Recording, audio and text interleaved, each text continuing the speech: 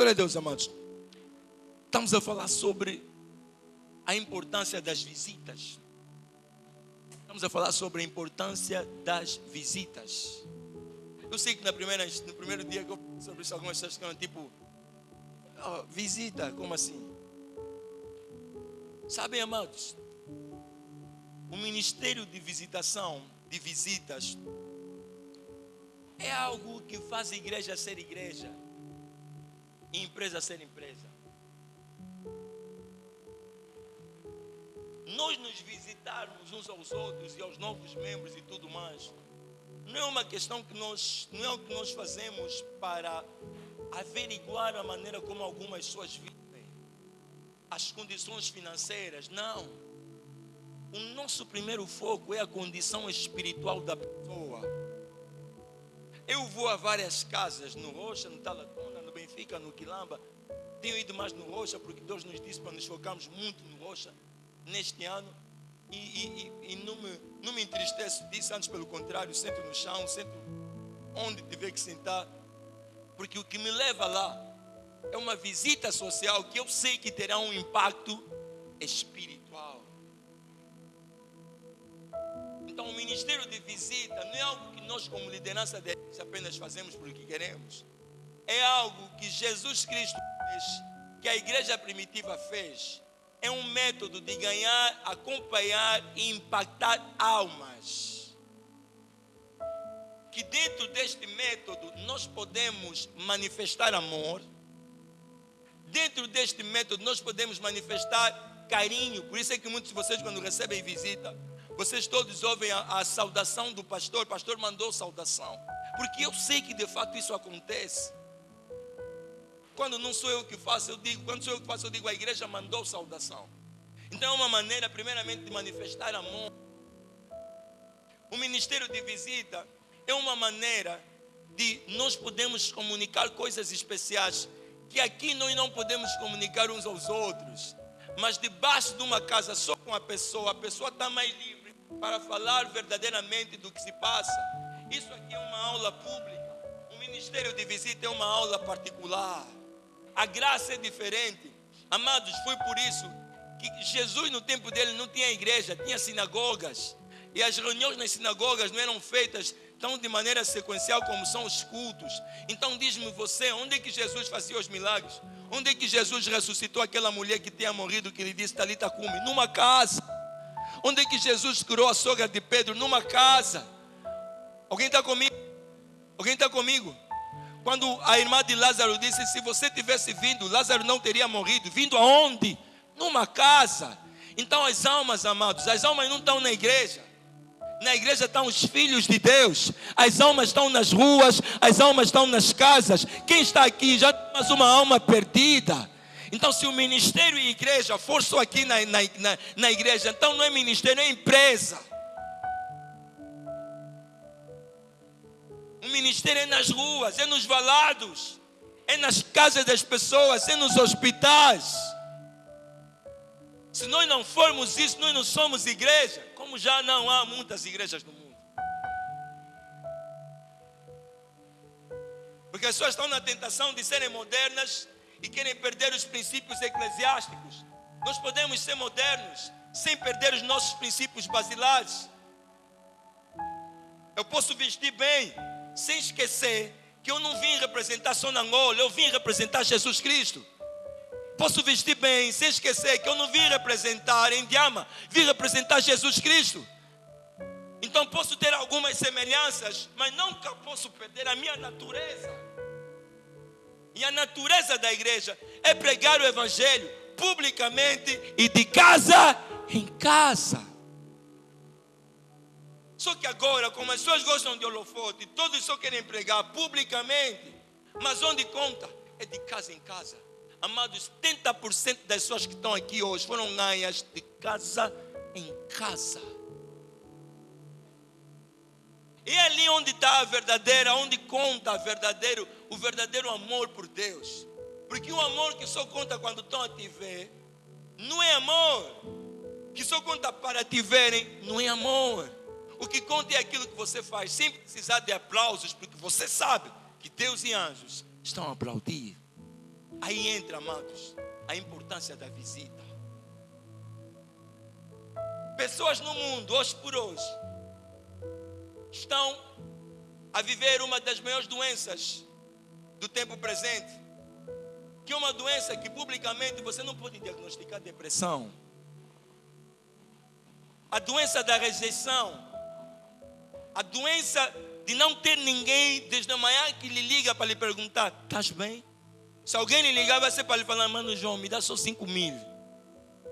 Não tem ninguém que senta, além daquele como estás fixe, alguém que senta e olha nos teus olhos e diga: estás bem? E diz: não, senta e olha nos meus olhos e diz: estou bem. Amado, vocês sabem quantas pessoas têm nesse momento depressão? O índice de depressão no mundo vai crescendo. Por quê? Porque nós gostamos todos de encontros públicos, mas Jesus Cristo, quando se encontrou com Nicodemos, quando lhe disse: é necessário você nascer de novo, foi em privado. Com aquela mulher que lhe disse: chegará o tempo em que os verdadeiros adoradores adorarão em espírito e em verdade, foi em privado. Jesus Cristo sabia que algumas coisas as pessoas nunca vão falar publicamente, amados. Por isso ele próprio às vezes gostava do privado. E se nós somos seus discípulos, como igreja conheça de Jesus Cristo, nós precisamos amar seguir as pessoas no privado, não para lhes dedicar, não para lhes conquistar, não para saber como é que está a vida deles, não para saber como eles vivem, mas para lhes impactar com o Evangelho e mudar alguma coisa na vida deles e levantar ele para fazer o mesmo com outra pessoa.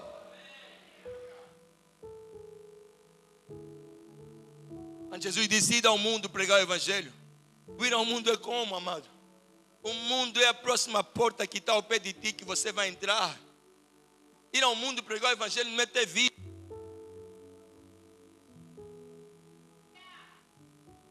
Agora todos os missionários querem ter visto. Você nunca viajou na casa ao lado, na casa ao lado da tua, e queres que ir numa missão nos Estados Unidos? Come on. Faz uma missão aí na casa mesmo do teu vizinho.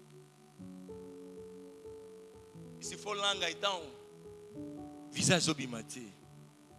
Não entenderam, né?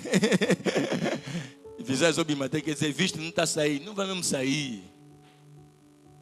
Quem mora aí comer o curte na Europa, está a falar que quer ir pregar o Evangelho.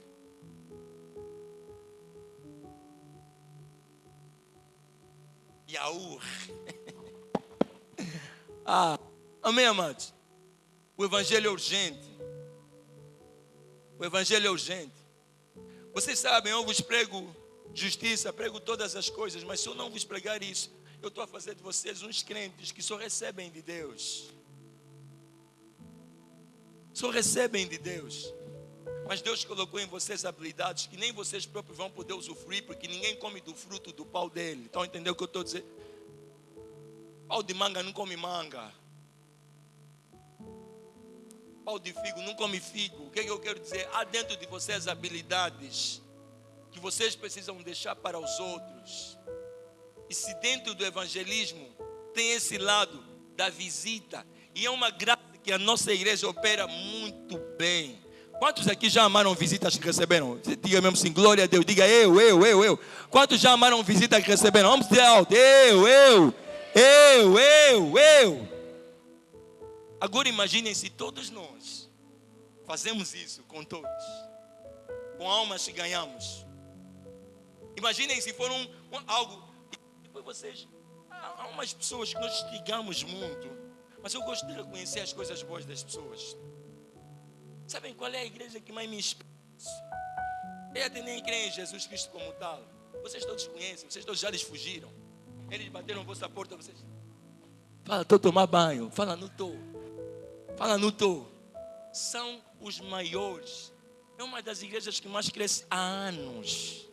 Por quê? Por causa do seu sistema de acompanhamento de almas, a.k.a. Pinipuk, testemunha de Jeová.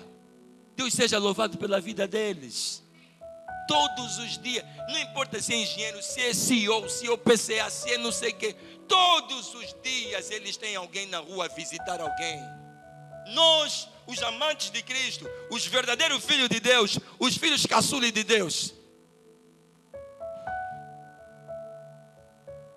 só viemos com o nosso dízimo.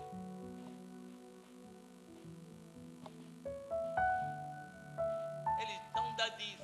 estão a fazer essas coisas todas, mas não estão a deixar de visitar, não estão a deixar de acompanhar, não estão a deixar de pregar o evangelho de casa. O evangelho deles é um pouco torto, mas o sistema deles é o sistema de Cristo. E funciona. E quando é para se manifestar em amor, é para manifestar disciplina, também pode chorar. Mas quando é para manifestar em amor, olha, aquilo que eles fazem naquelas revistas deles, estão sempre a rir. Fruta lhes cair e tudo mais.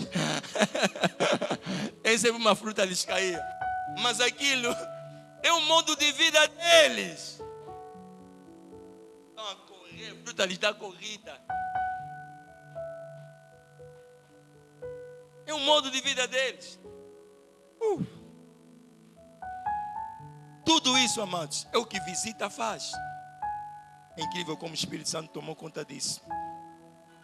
Da maneira dele, nem me deixou agora eu fazer como, Pai? Eu fazer como? Tudo isso que eu acabei aqui de mostrar, amados, é o que visita faz. No último domingo, eu coloquei aqui, terminamos num ponto, Romanos 1:11. Eu queria dizer, é desse ponto que vamos começar. Só que se eu falar isso, vocês podem me atirar pedra. Romanos 1:11. Paulo diz: porque desejo ver-vos para vos comunicar algum dom espiritual, a fim de que sejais confortados. Só nisso, amados, tem uma mini conferência ali. Mas para nós entendermos bem, nós precisamos ver isso um pouco depois e um pouco antes. Alguém está aí? Alguém está aí? Para nós entendermos bem, nós vamos precisar de ver isso que Paulo aí escreveu um pouco depois e um pouco antes. Agora estou aqui com um problema. Não, já encontrei. Vamos ver o antes. Vamos ver o antes. O antes começa no 8. Primeiramente, dou graças ao meu Deus por Jesus Cristo, acerca de vós todos, porque em todo o mundo é anunciada a vossa fé. Ou seja, a pessoa que Paulo ia visitar são pessoas que já tinham fé. Ele já ouvia falar dessas pessoas, já sabia que essas pessoas estavam a crescer bem. Esses eram os cristãos que estavam em Roma. Amém? Isso foi depois da perseguição que a igreja teve. Os cristãos se espalharam pelo mundo. Mas Paulo queria continuar a confrontar esses cristãos e a perceber a maneira como eles estavam a crescer. Primeiramente, dou graças ao meu Deus por Jesus Cristo, acerca de vós todos, porque em todo o mundo é anunciada a vossa fé. Ou seja, eles já estavam a crescer, mas Paulo estava sempre no pé deles para continuarem firmes. Pastor, eu já cresci, pastor, não precisa me visitar, pastor, eu já sei sobre crescimento, já sei sobre fé, mas ainda assim o pastor te visita, ainda assim manda alguém, não é para te controlar, é para ver o quão firme você permanece em Cristo Jesus. Avança, 9. Porque Deus é quem sirvo em meio ao Espírito, no Evangelho do seu Filho, minha testemunha de como incessantemente faço menção de vós. Avança.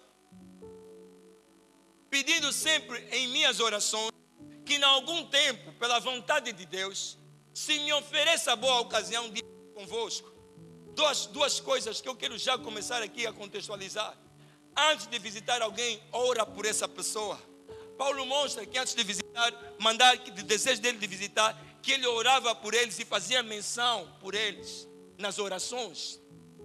É o mesmo que acontece aqui antes do grupo de visita sair, oras pelas pessoas. Pedindo sempre em minhas orações que em algum tempo, pela vontade de Deus, se me ofereça boa ocasião para ir ter convosco. Ou seja, pedindo sempre nas minhas orações que em algum momento eu tenha tempo.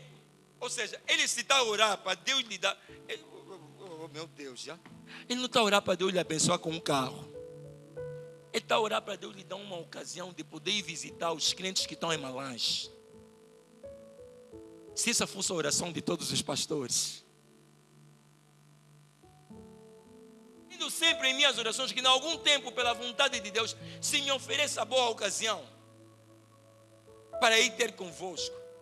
Ele sabia que algumas coisas ele poderia falar por telefone, por carta, mas há outras que tinha que ser presencial. Há outras. Quantas pessoas já passaram por uma situação em que um familiar teu morreu? A minha mamãe Florinda.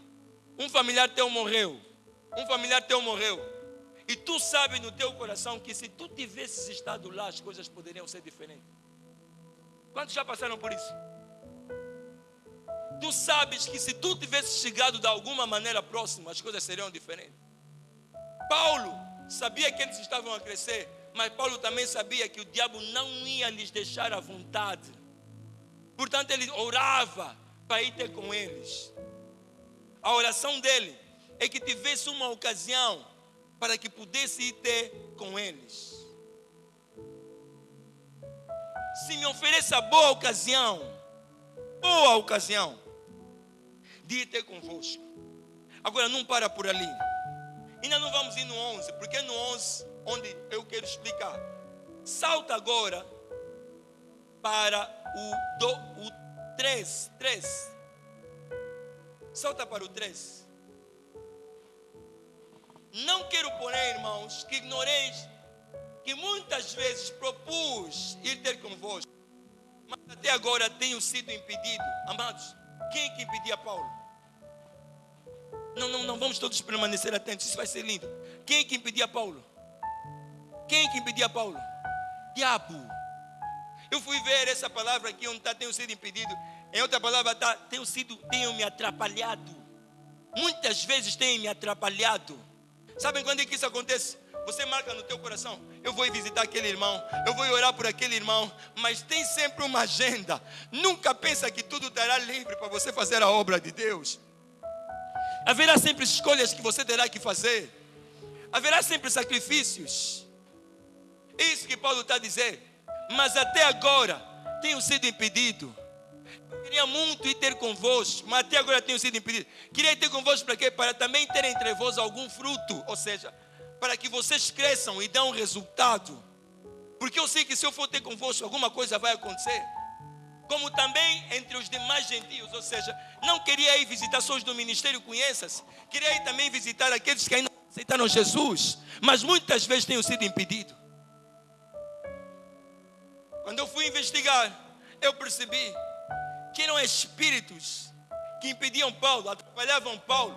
Agora, amados, os espíritos operam no espírito, mas têm manifestações naturais. Não pensa que um espírito vai aparecer, olha, sou eu que tenho te impedido. É o que então que vai aparecer, pastor? Problemas, situações.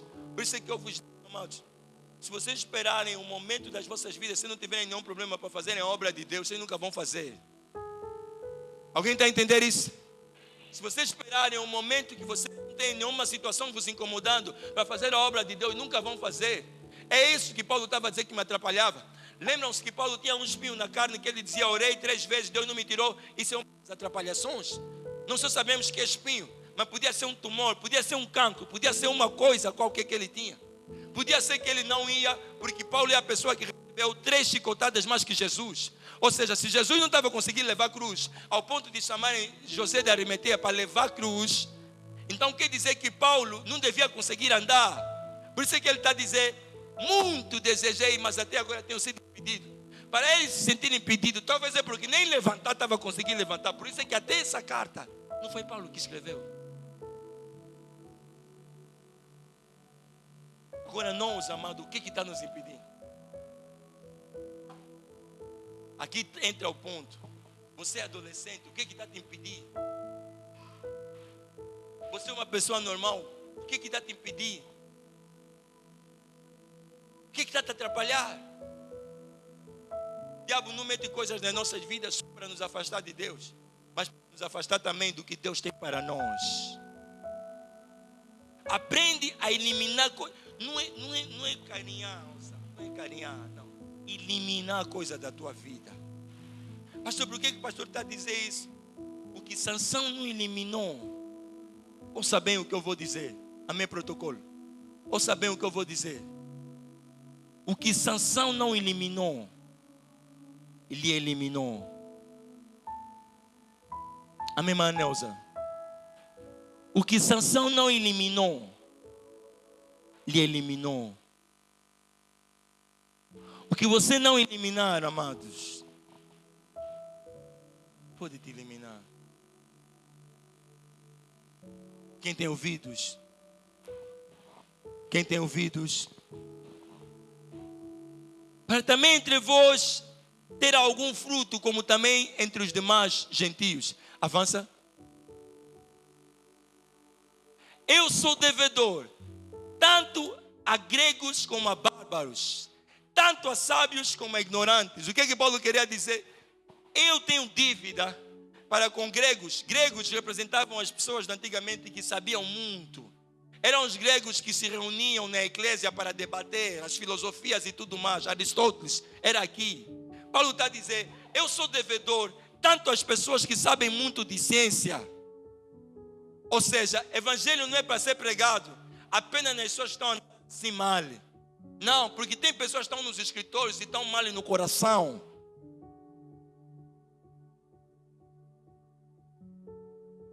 Como a bárbaro, pastor, o que são bárbaros? Bárbaros são pessoas, eram pessoas que não tinham nenhuma educação naquela altura. Depois ele diz, tanto a sábios como a ignorantes. Ou seja, há pessoas que são já respeitadas, pessoas que não têm nada para lhes respeitar. Paulo está dizendo, essas todas, eu lhes devo visita. Alguém entendeu o que eu quero dizer aqui? Essas todas, eu lhes devo visita. Uma vez recebemos aqui uma entidade, até me deu pena, a palavra é isso mesmo, pena. Depois de algum tempo, nós tentamos fazer uma visita, e essa mesma entidade falou numa outra pessoa. De repente estão a vir todos a mim atrás e tudo mais, acho que é uma coisa. Eu não podia responder na altura que nós temos o que ouro e prata não pode comprar. Sabem, sobretudo ricos em Angola, pensam que as pessoas andam atrás dele por causa do dinheiro. Você vai morrer, esse dinheiro vai no caixão contigo. Eu entendi o nível dessa pessoa, eu disse, não vai entender isso. A igreja onde já passou, lhe honraram por causa do dinheiro, por isso é que agora sente-se honrada por causa do dinheiro só. E se você está aqui, de alguma vez alguém já te pediu para te visitar, entenda, não é para ir te investigar a tua vida. Pedro e João disseram, não temos ouro e prata, aquilo que eu tenho te dou. É porque está acima do ouro e de prata. Você receber um apelo de visita, atenda. É porque a igreja se lembrou de você e quer que você permaneça firme, que você não se desvie e que você permaneça na fé.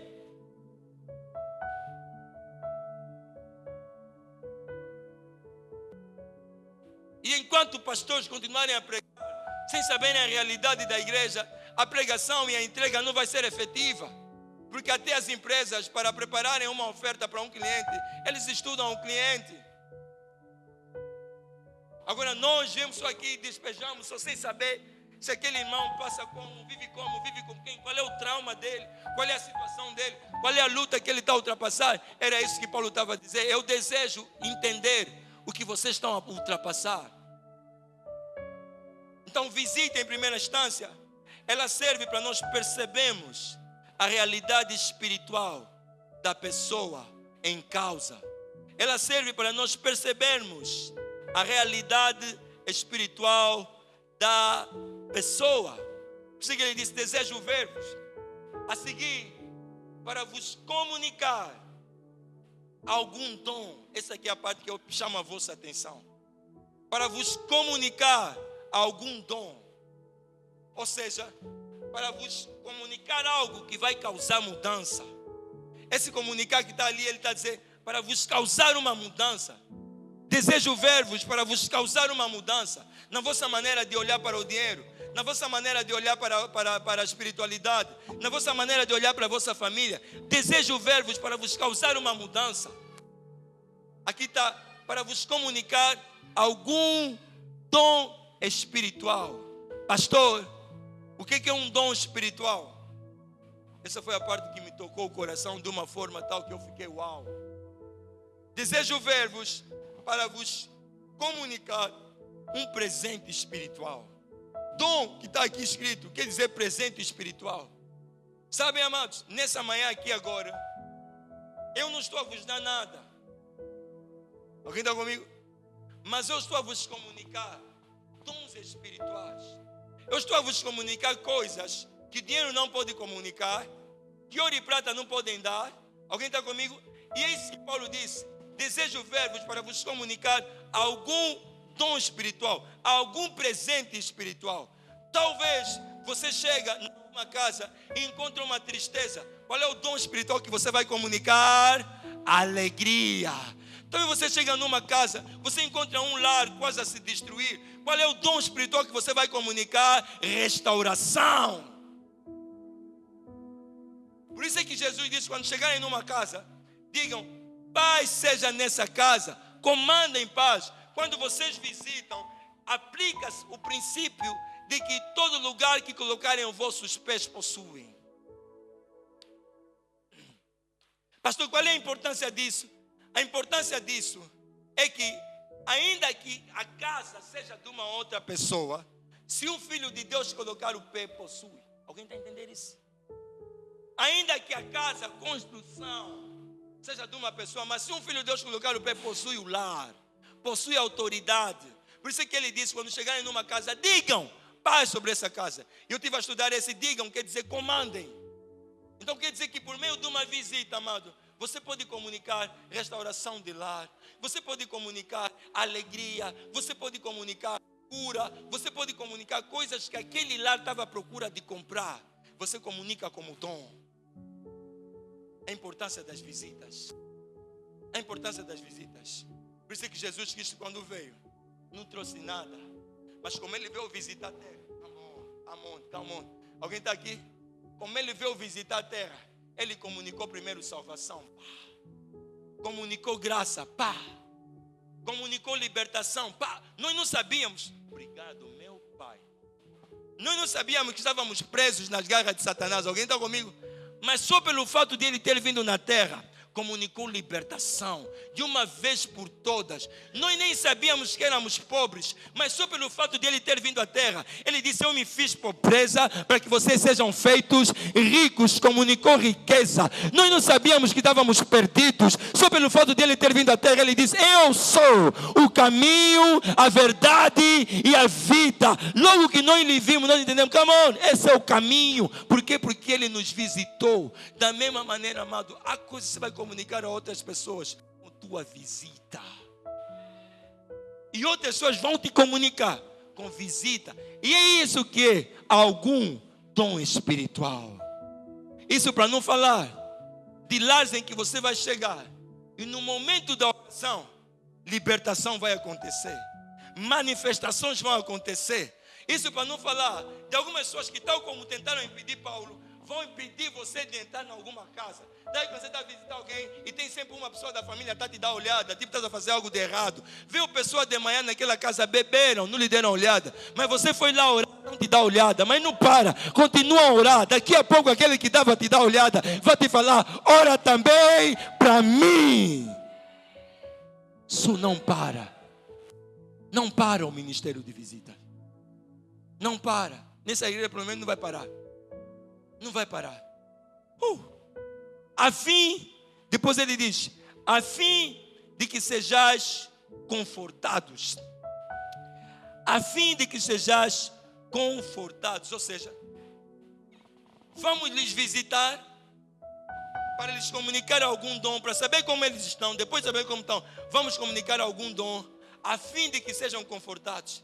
E essa palavra no grego quer dizer a fim de que permaneçam firmes. A fim de que permaneçam firmes. Sabem, amados? Há irmãos que nunca mais vieram na igreja, há outros até também nunca mais vão vir.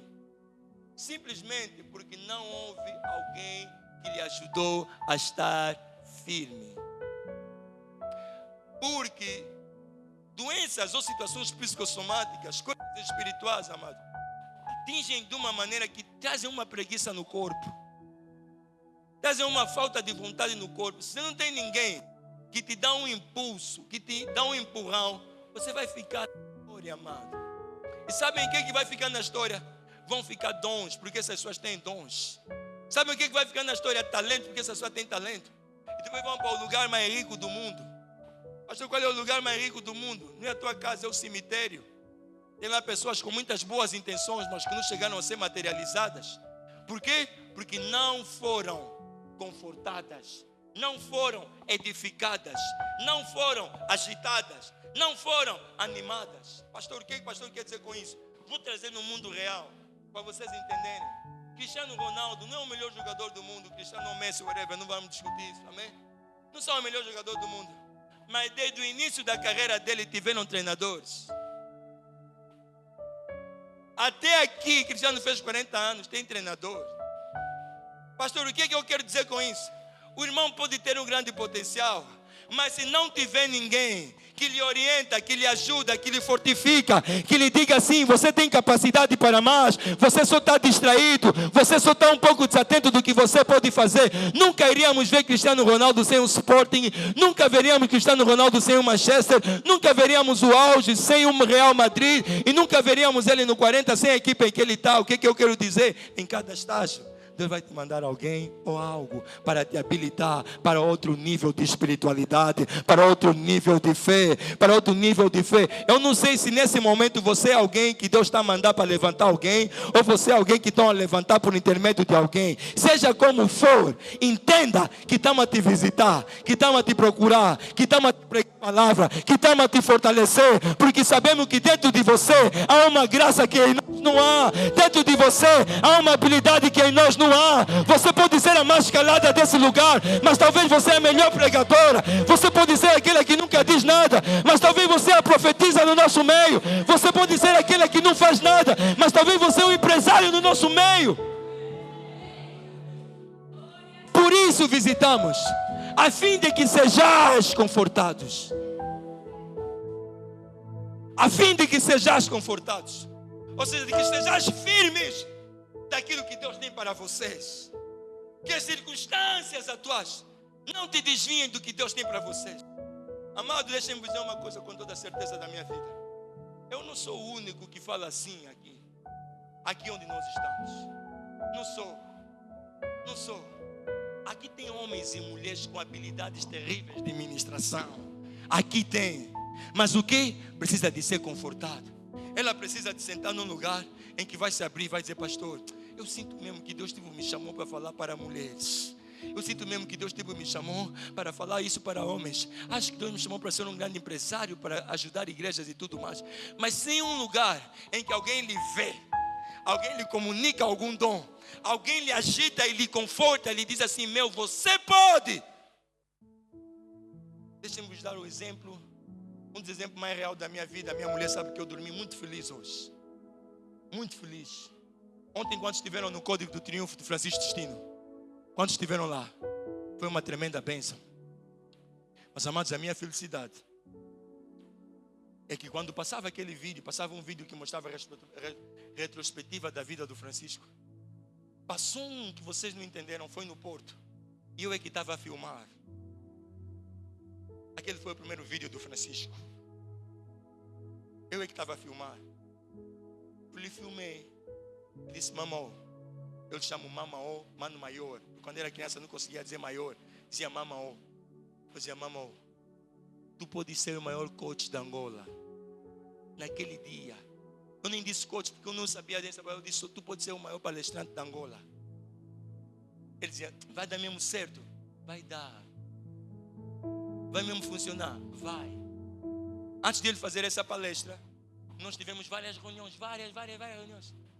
Eu indiquei, fiz o meu papel na empresa dele, e como irmão e como amigo. Eu disse: meu, faz assim. Busca assim. Tu podes. O que eu digo de sonho para o meu irmão sonhar, se eu ouvir falar, vocês vão assustar. Eu lhe digo para ele sonhar, nem ser mentor. É uma outra coisa grande, até se falar podem me prender. Entende? E é nessa maneira que eu lhe digo. Ele vem me olha e diz: você também anda a me agitar muito. disse, não. E ontem, eu acredito que tomado pelo Espírito Santo, ele disse assim, o meu irmão Júnior é alguém que Deus colocou na minha vida primeiro como filho, e depois agora é meu pastor. Mas isso não é só o que chega. O que acontece é que a cada passo da minha vida, Deus lhe transfigura para me falar coisas que acontecem de uma maneira tremenda. Dá a impressão de que quem faz é o Júnior ou alguma coisa assim. Não. Quem faz não é o Júnior. Quem entra não é o Júnior. O Júnior, a única coisa que faz é ir num potencial adormecido e tocar assim, oiê, você é o maior coach de Angola. Oiê, você é o maior palestrante de Angola. Alguém está entendendo o que eu estou a dizer? E depois o palestrante se levanta. Está na BEC, mas ontem 2.000 pessoas foram abençoadas. E esse mesmo palestrante abençoou outras 2.000 pessoas. E assim a roda vai avançar. Quer dizer que eu contamino Suraya Rosa, Rosa Tchala Lia. E a roda vai indo. O que eu quero dizer com isso? Quando você visita, você comunica um dom espiritual que vai se manifestar na vida de milhares de pessoas. Porque quando aquela pessoa mudar, vai afetar a família dele. Quando afetar a família dele, vai afetar os filhos dele. Quando afetar os filhos dele, vai afetar o colega do filho dele. Quando afetar a mulher dele, vai afetar as colegas da mulher dele. Tudo isso começou de algum ponto de energia. Seja você o ponto de comunicação de energia.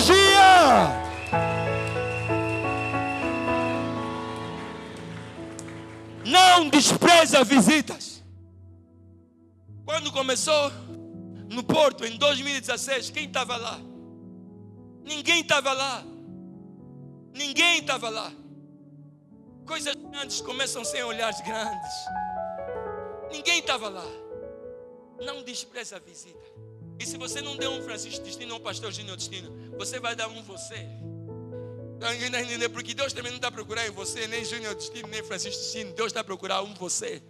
E o você verdadeiro é que é a verdadeira bênção para esse mundo. Porque figo já temos, manga já temos, abacaxi já temos. Você é um tipo de fruto que o mundo ainda não conheceu. Oh God. E esse que nós queremos tirar para fora. Daí a importância das visitas. Para ver a realidade da pessoa, para impactar algum dom espiritual, ou seja, algo que não se compra com dinheiro. Na visita você não vai dar à pessoa algo que ela pode comprar no quero, não. E depois confortar, ou seja, agitar a pessoa. Tanto é que veja só o que Paulo diz a seguir. No 12, rapidamente, 12, por favor. Isto é, para que juntamente convosco eu seja consolado pela fé mútua, assim vossa como a minha. O que Paulo está a dizer? Para que, se vocês ficarem animados e souberem o que têm que fazer em Cristo Jesus, descobrirem os vossos propósitos, eu também vou ficar descansado. Por isso é que a minha fé e a vossa vai estar consolada. Então eu terei feito a minha parte e vocês também vão começar a fazer a vossa parte. Nesse momento, amado, eu estou a vos confortar como pastor. Eu estou a fazer a minha parte. Nem todos aqui vão ser pastores, mas talvez tenha pessoas que vão abençoar outras milhares de pessoas. Quando vocês começarem a fazer o que Deus vos chamou para fazer, eu estarei consolado. Então a minha fé e a vossa fé estará consolado. Por isso é que eu disse, eu seja consolado pela fé mútua, assim vossa como a minha. Alguém está aqui? Alguém foi abençoado? Alguém está a ser abençoado? Alguém está a ser abençoado? God. Eu expliquei de um modo geral. Na carta a Romanos, por exemplo, Paulo depois explica o porquê que ele visita. Na carta a Romanos, ele explica depois os dons espirituais que ele ia liberar. Ele ia liberar poder pelo Evangelho, ia liberar, fazer com que pessoas vivessem a salvação e com que pessoas vivessem a justiça divina. Ele depois explica o que ele queria levantar, explica no final. Isso começa no 16. Ele diz, eu estou a vos ver como é que vocês estão. Quero vos comunicar algum dom. Quero vos fortalecer. Por quê, Paulo? Porque eu não me envergonho do Evangelho. Vamos ler todos juntos, amém? Amém? 1, 2, 3. Porque não me envergonho do Evangelho de Cristo, pois é o poder de Deus para a salvação de todo aquele que crê, primeiro do judeu e também do grego. Paulo está a dizer: eu vou vos procurar nas vossas casas, nas vossas ruas, nos vossos trabalhos, vou vos ligar, porque não me envergonho do Evangelho de Cristo. Paulo, e por que você não se envergonha do Evangelho de Cristo? Eu não me envergonho do Evangelho de Cristo, pois o Evangelho de Cristo é a habilidade divina para a salvação. Ai. Dê graça para terminar com isso. Se Paulo fosse um especialista em alguma coisa, ele ia levar outra coisa. Mas ele era especialista do Evangelho. Ele disse: porque o Evangelho é o poder de Deus. Sabem, às vezes você vai em algum lugar que vão dizer assim: essa água tem poder, esse lenço tem poder. Alguém está comigo? Esse fio tem poder. Mas Paulo está a dizer: o Evangelho, o aceitar Jesus, é o poder de Deus. Ou seja, poder é habilidade, eficácia, energia. Então o que Paulo está a dizer é que o Evangelho é a eficácia de Deus. Se você quer que alguém acerte na vida, seja eficaz na vida, lhe prega o Evangelho. O que Paulo está a dizer é que o Evangelho é a energia de Deus. Sabem, há uma energia neste lugar. Essa energia não está vindo da energia elétrica. Essa energia não está vindo de alguma outra coisa senão do Evangelho. Há uma habilidade nesse lugar, há uma eficácia que não está vindo de nenhuma outra coisa senão do Evangelho. Então, se você quer que alguém comece a se arrumar na vida, você quer que alguém comece a se endireitar na vida, você quer que alguém receba um poder genuíno, que não entra ilha, que não entra beco, que não entra água, que não entra fio, lhe prega o Evangelho. Porque dentro do Evangelho existe uma energia que só sai do Evangelho. Por isso é que você vê que pessoas, quando começam a ouvir o Evangelho, começam elas próprias a mudar devagar, sem ninguém lhes insistir. Por quê? Porque enquanto brigam, estão a ouvir moralidade. Enquanto lhes insistem, estão a ouvir ética. Mas quando ouvirem o Evangelho entra até dentro dele e faz coisas que o medicamento não faz. Por quê? Porque o Evangelho é uma energia. Paulo diz: o Evangelho é a energia de Deus. Aqui entra. Se a energia daí dele ilumina esse lugar, não é energia de Deus, é a energia daí dele. Agora, a energia de Deus é o Evangelho. Por isso é que Jesus disse: eu sou a luz do mundo. Porque quando a energia do mundo entra em alguma rua escura, a rua fica clara, a criminalidade diminui. Então, quando a energia de Deus, que é o Evangelho, entra na vida de alguém, essa vida fica clara, as trevas desaparecem, a depressão desaparece, o medo desaparece. Por quê? Por causa da luz do Evangelho. Não vamos precisar procurar mais onde é que estão as trevas, onde é que estão os crimes. Quando a luz acende, a trevas é exposta. Naquele momento que a luz acende, tudo que é da treva go out, sai.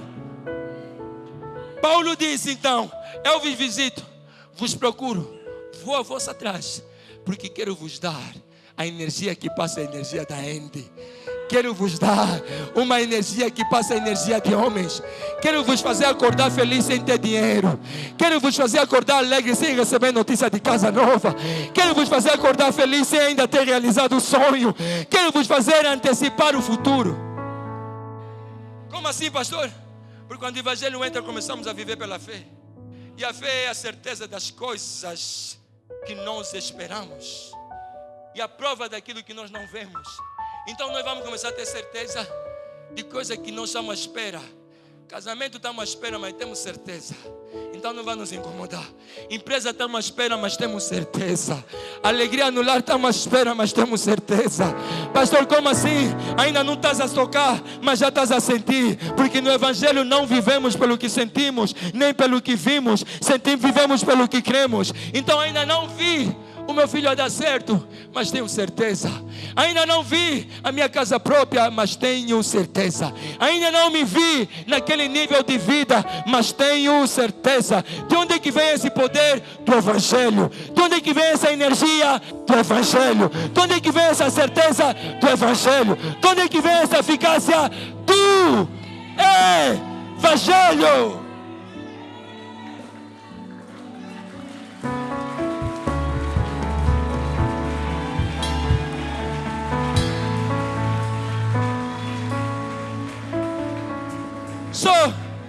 Algumas pessoas pensam que o Evangelho é só ir nas igrejas. Não é sobre isso.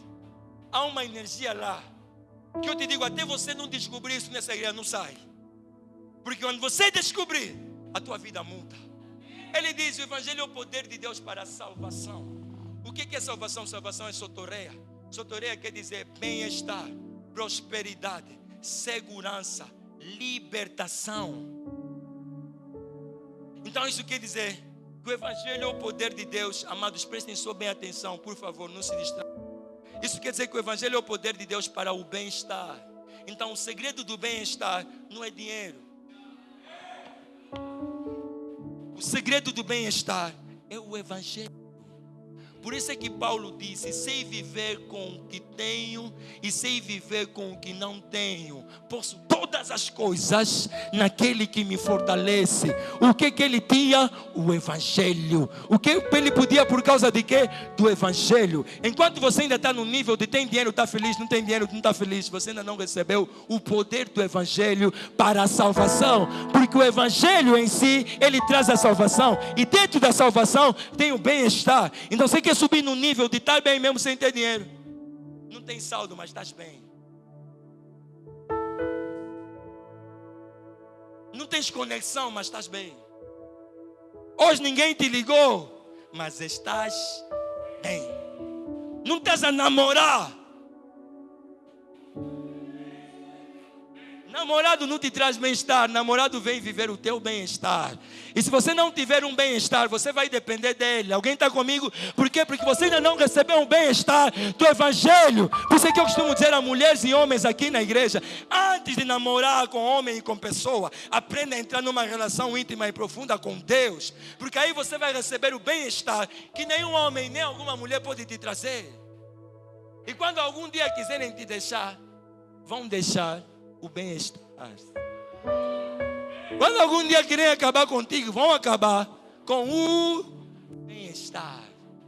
Vai começar a se lembrar, fogo, a Carlota mesmo, ela tinha uma coisa só, ela me dava. Pois é, a Carlota tinha o bem-estar. Não tinha só corpo, tinha também o bem-estar. Só que o bem-estar não se vende na praça, se recebe do Evangelho. Está dentro do pote da salvação. Paulo então andava atrás dos romanos para lhe dizer assim, olha, eu tenho bem-estar que quero vos comunicar, que não depende de coisas. Não depende de coisas. O Evangelho é bem-estar. O Evangelho é prosperidade. Salvação é bem-estar. Prosperidade. Eu nem sei se eu falar sobre isso, vamos ficar aqui o ano todo. Mas deixa eu falar de prosperidade. Isso quer dizer que quando você recebe o Evangelho e você tem a salvação, você é próspero. Alguém está comigo? Você é próspero. Você é próspero. É isso que Paulo queria comunicar. Depois ele diz, para a salvação de todo aquele que crê, primeiro do judeu, ou seja, dos que são da minha terra, e dos gregos, e do grego, dos que são estrangeiros, incluindo nós. Avança essa parte aqui.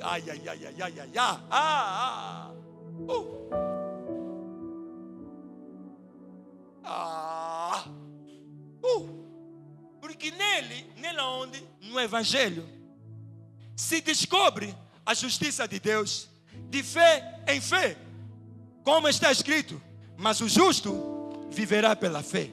Então Paulo lhes procurava também para lhes comunicar isso. Agora, o que está nisso? Porque nele se descobre a justiça de Deus.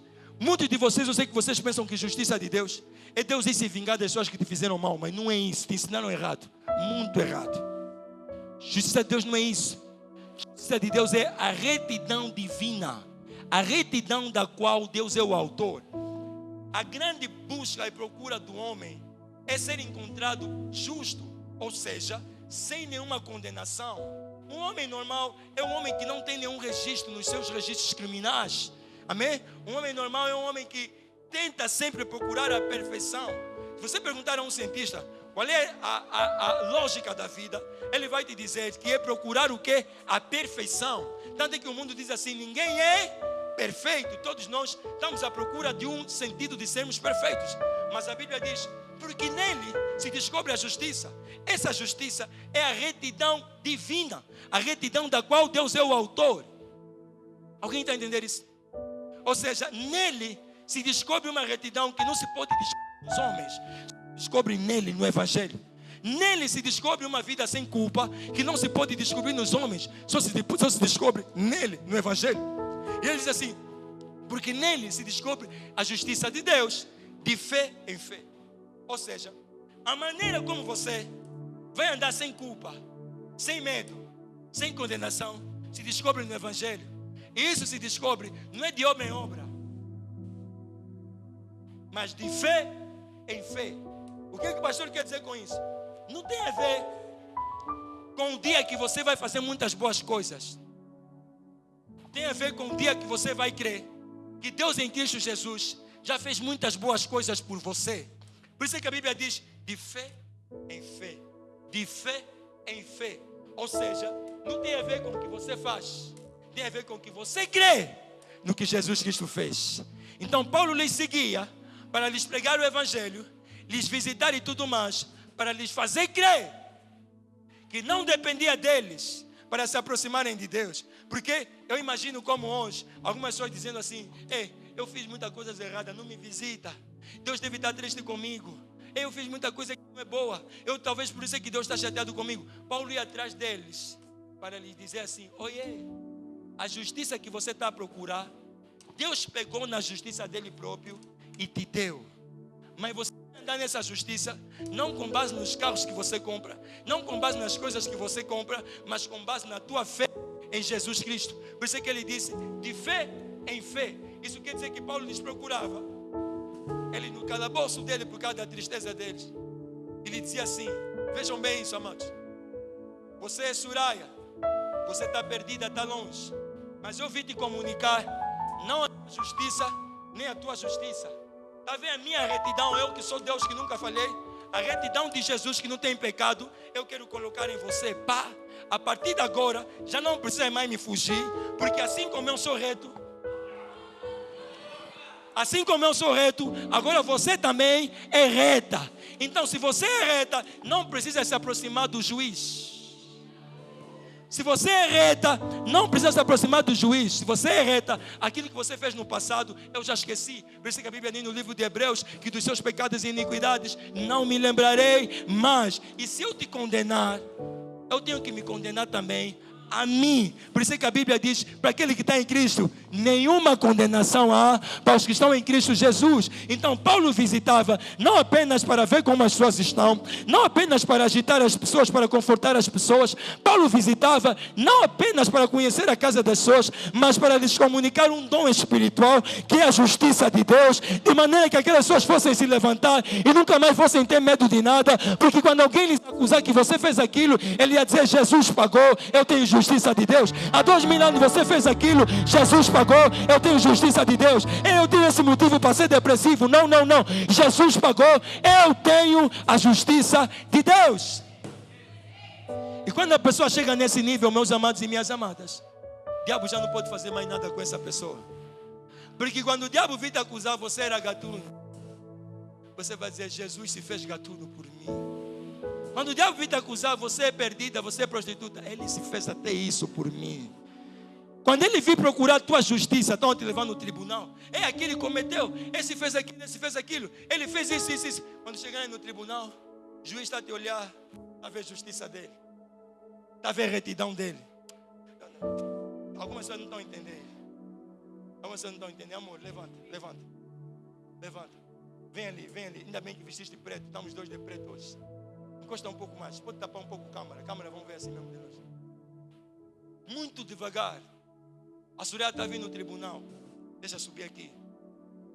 Muito devagar. Ela está vindo com medo. Eu sou o juiz. O juiz, muito devagar, amor. Muito devagar. Não, muito devagar. Sem chorar ainda. Muito devagar. Eu sou o juiz. Para ainda mesmo, para. Eu sou o juiz. Eu tenho que ter mais moral do que ela para lhe condenar, certo? Tenho que ter mais retidão do que ela para lhe condenar, certo? Seja de que crime for. Se ela está vindo para ser julgada porque roubou carros, eu nunca posso ter roubado o carro. Se ela está vindo para ser julgada porque matou pessoa, eu nunca posso ter matado pessoa. Vejam o que Deus fez em Cristo Jesus e por isso pregamos o Evangelho. Como ela está vindo para lhe julgar, Deus pegou na justiça dele, colocou em Cristo Jesus. Cristo Jesus colocou na Surya. Quando eu estou assim de costas, estou a ver a pessoa que eu tenho que julgar. Em vez de eu ver a cara da pessoa, estou a ver a cara do próprio Jesus Cristo. Só que ele disse sobre Jesus Cristo: esse é o meu filho amado, em quem me comprazo. Em vez de lhe julgar, estou embora ali abraçar. E é isso que Deus quer fazer com cada um de vocês por meio do Evangelho. Ele quer comunicar a justiça em você. Então quando nós visitamos, quando nós procuramos, queremos comunicar algum dom espiritual. Pode ser esse ou um outro, mas de qualquer modo, quando a pessoa recebe o dom espiritual, não é a mesma. Pastor, dá-nos um exemplo. Numa manhã, hoje que dia é? Quantos são? Numa manhã de 8, né? 8 ou 9. Numa manhã de 9 de fevereiro de 2025, Júnior Destino saiu da casa dele no 11 de novembro. Veio visitar uma igreja. Nos encontrou sentados, ficamos sentados durante 1 hora. Mas no fim desse encontro, aquela igreja recebeu um dom espiritual que na semana toda não recebeu na praça, não recebeu no trabalho, não recebeu na família. Que dom espiritual? Dom espiritual do Evangelho. Que dom espiritual? Dom espiritual da salvação. Que dom espiritual? Dom espiritual da retidão divina. Que dom espiritual? Dom espiritual de se interessar com outras pessoas. Que dom espiritual? Dom espiritual de amar essas pessoas. Aquela igreja começou assistindo o culto sentado, mas aos poucos algumas pessoas foram se levantando. Que dom espiritual? O dom espiritual de abençoar outras pessoas. Que dom espiritual? O dom espiritual de amar outras pessoas. No dia 9 de fevereiro, aquela igreja decidiu no coração deles: come on, se Jesus fez isso conosco, nosso pastor fez isso conosco, nós também.